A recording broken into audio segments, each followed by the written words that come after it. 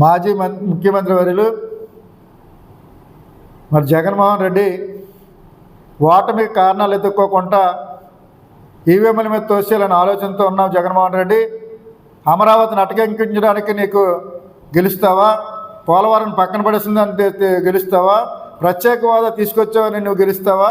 లేకపోతే అందరినీ హింసించి చంపడం వల్ల నువ్వు గెలుస్తావా? మా ఎస్సీ బీసీ ఎస్టీలు అందరినీ కూడా ఈరోజు ధరలు పెంచినందుకు నువ్వు ఈరోజు గెలుస్తావా? మరి కార్మికులకు పట్టకొట్టినందుకు నువ్వు గెలుస్తావా? మరి యువతకి మత్స్య మందులు అలవాటు చేసినందుకు గెలుస్తావా?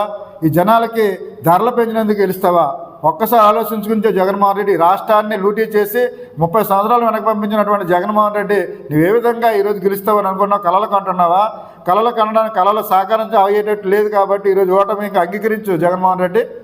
తప్పకుండా నీకు తగిన బుద్ధి ప్రజలు చెప్పారు కాబట్టి లోటస్ పాట్లో ఉండి నువ్వు చేత తీసుకోమని